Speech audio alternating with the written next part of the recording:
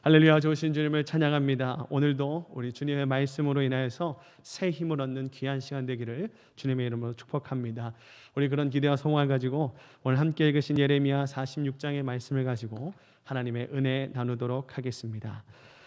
예레미야서는 모두 52장으로 구성되어 있습니다. 1장이 예레미야 선지자의 소명을 불러주는 어떤 예레미야를 부르신 하나님의 소명 기사가 기록되어 있는 건 서론이라면 마지막 장은 결론입니다. 52장은요, 예루살렘 함락과 바벨론의 포로됨이 예레미야의 선지자의 예언대로 이루어졌다는 것을 보여줍니다. 그리고 그 가운데 있는 2장부터 51장까지가 본론의 내용인데요, 이 본론은 세 부분으로 나눌 수 있습니다. 2장부터 25장은요 유다에 대한 예언인데, 여기에는 유다가 심판을 받아야 되는 두 가지 이유에 대해서 기록합니다. 뭐죠? 우상 숭배와 언약 배반, 불순종이죠. 하나님을 배신한 것, 그것을 기록하고 있습니다. 또 두 번째 본문은 두 번째 본론은 26장부터 45장입니다. 이건 전기적 예언이라고 하는데, 예레미야 선지자, 이 선지자 예레미야의 생애를 통해서 하나님의 말씀이 전해지는 것을 계속 기록합니다. 놀랍게도 선지서 중에서 선지자의 삶이 가장 많이 드러난 성경이 바로 오늘 우리가 읽은 예레미야서입니다. 그리고 마지막 본론 세 번째 부분은 46장부터 51장이죠. 이방 10개국에 대한 하나님의 심판의 말씀을 기록하고 있습니다. 이방 나라들에 대한 심판의 말씀은 이사야와 에스겔에도 동일하게 나오는데, 여기에 나온 10개국이라는 이 10개의 숫자가 특이한 점이 있습니다. 나라의 숫자가 10개인 것은요, 이 12만수, 꽉 찬 수이기 때문에 그 10개의 나라가 온 세상을 대표하는 겁니다. 즉 이것이 의미하는 것은요, 하나님은, 여호와 하나님은 이스라엘만의 하나님이 아니라, 유다만의 하나님이 아니라 온 세계를 다스리는 온 세계의 하나님이다 라는 뜻이 있는 것입니다. 자, 이런 것을 볼 때 오늘 우리 본문이 나온 46장은 본론의 세 번째 부분의 첫 부분이죠. 그 46장의 1절부터 12절까지의 말씀은요, 애굽 왕 바로 느고가 갈그미스 전투에서 바벨론의 왕 느부갓네살에게 패배당할 것을 예언하고 있습니다. 오늘 본문의 말씀인 46장 2절을 함께 읽어보도록 하겠습니다. 46장 2절의 말씀입니다. 우리 본문 2절의 말씀 읽겠습니다. 애굽에 관한 것이라. 곧 유다 요시야 왕의 아들 여호야김 넷째 해에 유브라데 강 갈그미스에서 바벨론의 느부갓네살 왕에게 패한 애굽의 왕 바로 느고 군대에 대한 말씀이니라. 하나님이 지명하신 이 이방 나라 10개국 가운데 가장 먼저 등장하는 것은 바로 이 애굽입니다. 그 이유는요, 이 애굽이 하나님을 섬기지 않고 우상을 섬기는 대표적인 나라이기도 하고, 유다가, 하나님이 선택하신 백성인 유다가 바벨론의 속박에서 벗어나기 위해서 하나님을 선택한 것이 아니라 애굽을 선택하죠. 하나님은 이것이 싫었던 것입니다. 그래서 하나님은 그렇게 애굽을 의지하는 애굽을 망하게 하시려고 결정하신 거죠. 애굽의 왕 바로 느고는요, 블레셋 도시의 가사와 아스글론을 점령하고 무기또에서 요시야 왕을 죽이고 유다를 애굽의 속국으로 삼았습니다. 그리고 왕위에 오른 지 3개월에 된 여호아스를 폐위시키죠. 그리고 친애굽파인 엘리야킴, 여호야김을 이름으로 바꾸고 그를 왕위에 세웁니다. 그리고 엄청난 조공을 바치도록 요구를 계속합니다. 그런데 여호야김이 등극한 지 넷째 해는 BC 605년인데, 그때는 전통 강국인, 이 중동의 전통 강국인 애굽과 그리고 신흥 강국인 바벨론이 중동 지역에 패권을 두고 싸우는 전쟁이 일어나는데, 그것이 그 유명한 갈그미스 전투입니다. 그 전쟁에서 일방적으로 승리한 바벨론은 새로운 중동의 패권자가 됩니다. 이 패배한 애굽은요, 중동에서 그 지위를 상실했을 뿐만 아니라 애굽의 영화는 그 역사적으로 이제는 모습을 감춰버리게 되죠.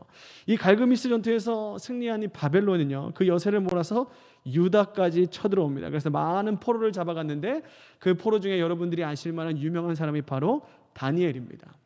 유능한 자들을 다 끌어갔었죠. 그래서 고위 관료로 키우고 성장시켜서 또 다시 그들의 나라로 가서 통치하도록 만들었습니다.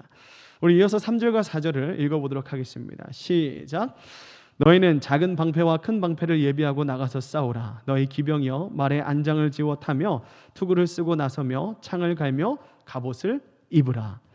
이 말은요, 대체적으로 애굽의 장교들이 외치는 말입니다. 3절은 보병을 향해서 외치는 말인데, 작은 방패는 상체를 보호하는 데 쓰고, 긴 방패, 큰 방패는 전신을 보호하는 데 썼어요. 이것들을 가지고 나가라 그러죠. 그리고 4절은 기마병, 이게 말을 타고 다니는 자들에게 내리는 명령인데, 지우라, 타라, 나서라, 갈라, 이브라 등의 명령이 5개나 나옵니다.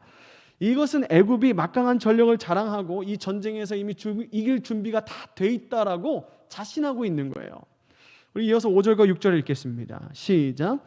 여호와의 말씀이니라. 내가 본즉 그들이 놀라 물러가며 그들의 용사는 패하여 황급히 도망하여 뒤를 돌아보지 아니함은 어찌미냐. 두려움이 그들의 사방에 있음이로다. 발이 빠른 자도 도망하지 못하며 용사도 피하지 못하고 그들이 다 북쪽에서 유브라데 강가에 넘어지며 엎드러지는도다. 자신만만한 애굽 군대가 참패를 당할 것을 지금 예언하고 있는 거예요. 그 패배가 얼마나 급박하게 이루어질 것인가에 대해서도 5개의 동사를 사용해서 이야기하고 있습니다. 놀라다, 물러가다, 패하다, 도망하다, 뒤를 돌아보다.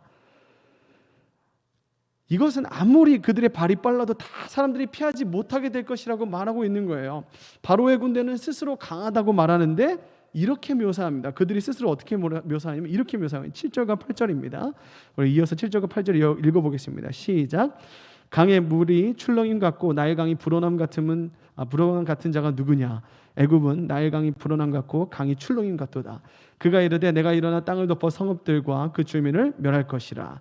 이 애굽 군대의 기세를 범람하는 나일강 물에 비유하고 있습니다. 나일강은 그 길이가 6,600km나 되는 세상에서 가장 긴 강 중 큰 강 중에 하나예요. 이런 강물이 범람해서 만든 삼각주는 세계 최대이고 가장 비옥한 땅이죠. 그래서 이들은 이 주변을 기점으로 발전했어요. 애굽의 군대를 이렇게 묘사하는 것은 그들의 교만함, 그들이 가진 군사력의 교만함과 오만함을 강조하는 상징적인 표현으로 지금 쓰고 있는 겁니다. 애굽이 그만큼 자신만만했던 거죠. 하지만 하나님께서는 그 자신만만한 애굽에게 이렇게 말씀하십니다. 우리 10절과 12절, 10절에서 12절 말씀입니다. 읽어보겠습니다. 시작.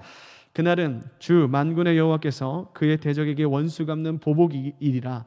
칼이 배부르게 삼키며 그들의 피를 넘치도록 마시리니 주 만군의 여호와께서 북쪽 유브라데 강가에서 희생 제물을 받으실 것이미로다. 처녀딸 애굽이여 길르앗으로 올라가서 유향을 취하라. 내가 치료를 많이 받아도 효력이 낫지 못하리라.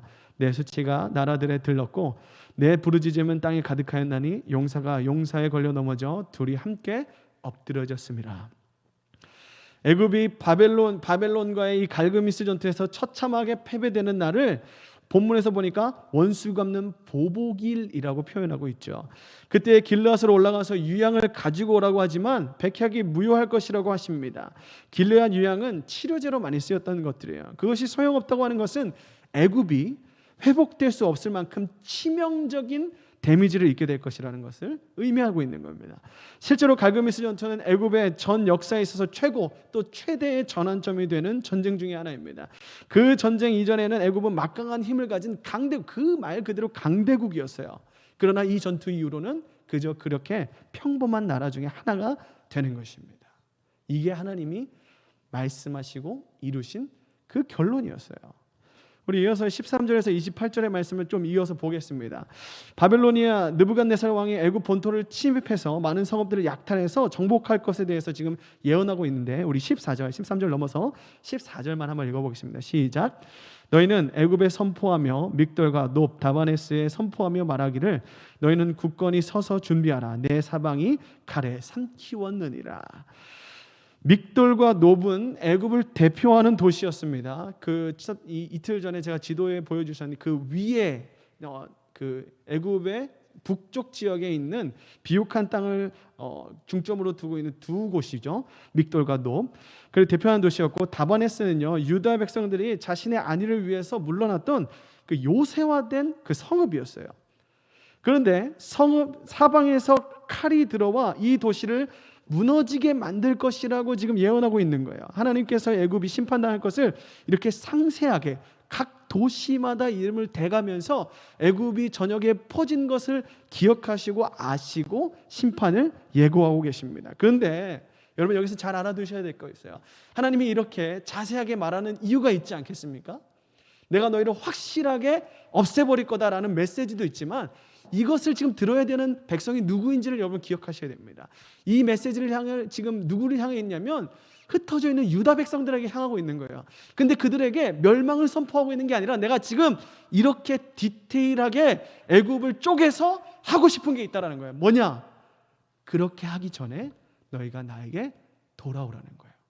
그냥 주님은 애굽을 멸하셔도 됐습니다. 그러나 그렇지 않고 계속해서 내가 어떻게 할 거다라는 걸 더 디테일하게 들어가면서 말씀해 주고 계세요. 왜? 애굽이 듣고 이게 아니구나. 지금 하나님이 우리가 잘못된 것을 알려주시려고 하는 거라는 걸 깨달기를 바라고 계시는 거죠. 그래서 좀 돌아와라 라고 말하고 있는 거예요. 너희들이 가야 할 곳은 애굽이나 바벨론 같은 강대국이 아니라 나 여호와 하나님께로다 라는 것을 계속 말씀하시고 있는 거죠. 안전할 것이라고 굳게 믿은 그 땅은 어떻게 될 거라고 말합니까? 땅이 꺼지고 무너지고 넘어지는 일들이 정말 많이 있습니다. 우리에게 참된 평화는 주님 안에밖에 없습니다. 여러분도 지금 어떤 것들을 가지고 그 평안함을 누리려고 하는지 모르지만 우리가 애굽의 유다의 백성과 같지 않기를 원합니다. 우리가 오로지 하나님 안에서 그 평안을 누리시기를 바랍니다. 우리 이어서 15절과 17절의 말씀 읽어보겠습니다. 시작. 너희 장사들이 쓰러지면 어찌함이냐? 그들이 서지 못하면 여호와께서 그들을 몰아내신 까닭이라. 그가 많은 사람들을 넘어지게 하심에 사람이 사람 위에 엎드러지며 이르되 일어나라 우리가 포악한 칼을 피하여 우리 민족에게로 우리 고향에게로 돌아가자 하도다. 그들이 그곳에서 부르짖기를 여호와의 왕이 애굽의 바로 왕이 망하였도다. 그가 기회를 놓쳤도다 라고 이야기합니다. 장사들이 쓰러졌다고 말하는데요, 이 장사는 어떤 성경은 용사라고 표현하고 또 어떤 성경은 힘센 황소라고도 표현합니다. 이것은 애굽의 수호신 중에 하나인 아피스를 의미하는데 그 형상이 무슨 형상이었냐면 황소 형상이었어요. 즉 애굽의 수호신은 너희에게 아무런 도움을 줄 수 없는 무기력한 존재이다. 그는 그대로 쓰러질 것이다 라고 말하고 있죠. 그런데 그것을 누가 그렇게 되겠다고 말하고 있냐면 하나님이 그렇게 만드실 것이다 라고 이야기하고 있습니다. 또 애굽이 무너지는 모습이 얼마나 비참한지 많은 사람들이 넘어진다라고 표현하죠. 그것은 비틀비틀거리다가 쓰러져 죽는 것을 의미합니다. 애굽의 온 땅의 시신투성이죠. 그것을만 해도 눈뜨고 볼 수 없는 참상입니다. 근데 그 위를 시체들을 덮고 또 다른 사람들이 죽어갈 것이라고 지금 이야기하고 있는 거예요. 여러분, 슬픔이 너무 크고 고통이 너무 나면 눈물도 나지 않습니다. 이것을 아연실색이라고 하죠. 또 망연자실이라고 표현합니다. 그런데 이것은 이것보다 더 심각한 상황인 거예요. 이 상황은 애굽의 바벨론과 갈그미스 전투에서 처참한 패배를 당한 것을 표현하는 말입니다. 또 이 애굽이 얼마나 이기고 싶었으면, 이 바벨론과의 전투에서 얼마나 이기고 싶었으면 이들이 용병을 또 고용해서 쓰지만 그마저도 이길 수 없게 돼요. 사실상 전력만으로 봤을 때 바벨론은 애굽의 상대가 되지 않았습니다. 그러나 하나님이 이 바벨론을 애굽을 쳐서 이기게 만들어 주신 거예요. 왜? 이 말씀대로 되어야만 이스라엘 백성들이 깨닫고 돌아올 수 있었기 때문입니다. 역사를 통하여서 계속적으로 말씀하고 있는 거죠. 자, 14절과 17절에 동안 이게 무너지는 애굽에 대한 예언이 있었는데 또 18절부터 24절도 무너지는 애굽을 표현하지만 방법을 다르게 해서 동일한 내용을 전달하고 있습니다. 우리 18절 말씀 읽어보겠습니다. 시작. 만군의 여호와라 일컫는 왕이 이르시되 나의 삶으로 맹세하노니 그가 과연 산들 중에 다볼같이 해변의 갈멜같이 오리라. 여러분, 당시 초강대국이었던 두 나라 아닙니까? 바벨론과 애굽. 여러분, 다시 말씀하지만 하나님이 만군의 여호와라고 자기를 표현하고 있습니다. 만군은 하늘과 땅의 모든 군대를 지칭하는 말이에요. 사람들이 보기에는 바벨론이나 애굽이 너무 강하게 보이지만 여전히 가장 강하신 분은 하나님이십니다. 그런데도 신비하게 여러분, 여기 특이한 게 있는데 이 만군의 여호와라는 표현, 이 표현을요 가장 처음 쓴 사람, 이 가장 만군의 여호와라는 표현을 가장 처음 쓴 사람이 어떤 사람인가 봤더니요, 이 사람이 어떤 전쟁을 많이 했던 모세나 여호수아, 사사들, 그냥 뭐 다윗이나 솔로몬이나 이런 왕들도 아니었습니다. 자식이 없어서 또 다른 부인에게 놀림을 받고 하나님께 처절하게 기도했던 한나의 입에서 가장 처음 나온 말이에요. 만군의 여호와. 그래서 성경 창세기부터 룻기까지 처음 8권에는 단 한 번도 나오지 않다가 사무엘 상에서 처음 나온 이후로 그 이후에 계속 선지자의 선지서에서 쓰이고 있는 것입니다. 이것은 무엇을 말하냐면 비록 유다가 망하고 백성들이 흩어져도 나 여호와 하나님이 온 세상을 다스린다라는 것을 잊지 말라는 거예요. 그 하나님께서 지금 이렇게 말씀하시는 겁니다. 우리 25절과 26절의 말씀 읽어보겠습니다. 25절에서 26절 시작. 만군의 여호와 이스라엘의 하나님께서 말씀하시니라. 보라, 내가 너의 아몬과 바로의 애굽과 신들과 왕들 곧 바로의 및 그를 의지하는 자들을 벌할 것이라. 내가 그들의 생명을 노리는 자의 손 곧 바벨론의 느부갓네살 왕의 손과 그 종들의 손에 넘기리라. 그럴지라도 그 후에는 그 땅이 이전같이 사람 살 곳이 되리라. 여호와의 말씀이니라. 하나님께서는 다시 한 번 더 애굽이 무너질 것을 말씀하고 계시죠. 이것은 애굽이 무너질 것이라고 해도 유다 백성들이 계속 듣지 않았다는 것을 말하고 있는 거예요. 과연 하나님께서 말씀하셨을 때 그래 이제 우리가 돌아가자라는 소리가 일어났다면 하나님 이 심판의 말씀을 그만두셨을 겁니다. 애굽은요 지리적으로 이 천의 위치에 있었어요. 북쪽에는 그 지중해가 있고 또 나일강도 있고 천연적인 이 방패막들이 있었어요. 그래서 이 애굽은 난공불락의 지역이었습니다. 그래서 유다 백성들은 애굽이 무너질 거라는 말을 추호도 믿지 않았던 거예요. 지금의 표현으로 하면 마치 미국이나 중국같이 그렇게 강한 대국이 한순간에 멸망할 거다라는 말을 누가 믿겠냐는 거예요. 그처럼 애굽도 믿지 않았다는 거죠. 특히 하나님께서는 애굽의 신들과 애굽의 왕 바로 그리고 그들을 따르는 신하들의 심판이 그들이 다 심판의 대상이 된다라고 말하고 있습니다. 그들 중에 가장 먼저 나오는 것이 바로 노예 아몬입니다. 여러분 노는 도시 이름이에요. 그래서 노예 아몬은 아몬은 신의 이름인데 고대 그리스 소설 오이디푸스 왕, 이 오이디푸스 왕 아버지를 죽이고 어머니와 결혼해서 자식을 낳을 것이라는 신탁을 피해서 고린도를 떠나서 테베를 향했는데 이 그리스도의 지명이 테베입니다. 그리고 아몬은 애굽의 주신 중에 하나죠. 그래서 노예 아몬의 멸망은 뭘 말하는 거냐면 애굽의 멸망을 뜻하는 것과 동일한 말인 거예요. 여러분 마지막으로 우리 27절과 28절의 말씀을 읽고 말씀을 좀 마무리 지으려고 합니다. 함께 이어서 27절과 28절의 말씀을 읽어보겠습니다. 시작. 내 종 야곱아 두려워하지 말라. 이스라엘아 놀라지 말라. 보라 내가 너를 먼 곳에서 구원하며 내 자손을 포로된 땅에서 구원하리니 야곱이 돌아와서 평안하며 걱정이 없게 살게 될 것이라. 그를 두렵게 할 자가 없으리라. 여호와의 말씀이니라. 내 종 야곱아 내가 너와 함께 있나니 두려워하지 말라. 내가 너를 흩었던 그 나라들은 다 멸할지라도 너는 사라지지 아니하리라. 내가 너를 법도대로 징계할 것이요 결코 무죄한 자로 여기지 아니하리라 하시니라. 여러분 27절과 28절은 비슷한 내용입니다. 나라가 망해서 바벨론의 포로가 되어 끌려간 이스라엘 백성의 회복을 지금 말하고 있죠. 특히 하나님께서는 유다 백성들에게 내 종 야곱아라고 지칭하고 계십니다. 종의 가장 큰 특징 중에 하나는 주인이 그 종을 끝까지 책임진다라는 거예요. 하나님께서는 유다 백성을 책임지시는 말씀 중에 내 종이라고 표현하고 있는 겁니다. 또한 야곱은 지극히 이기적이고 자기중심적인 사람이 아니었습니까? 근데 그런 사람이 어떻게 바뀌었습니까? 하나님과 겨루어서 이긴 이스라엘이 되었습니다. 그렇게 만들어 가신 하나님께서 자기 백성 이 애굽에 도망한 유다 백성을 그렇게 만들어 가시겠다고 지금 말씀하는 거예요. 사실 우리 모두가 다 야곱 아닙니까, 여러분? 하나님께서 무너지는 애굽의 이야기를 통해서 유다 백성이 하나님께로 돌아오기를 간곡히 호소하고 있어요. 유다 백성이 가지 말아야 될 애굽까지 간 것은 시대적 상황을 믿음으로 있는 바른 분별력이 없었기 때문입니다. 그들은 하나님을 목적으로 삼지 않고 우상과 세속적인 그 가치관을 목적으로 삼았던 거예요. 여러분 오늘 하루 하나님과 함께 지어져 가기 원합니다.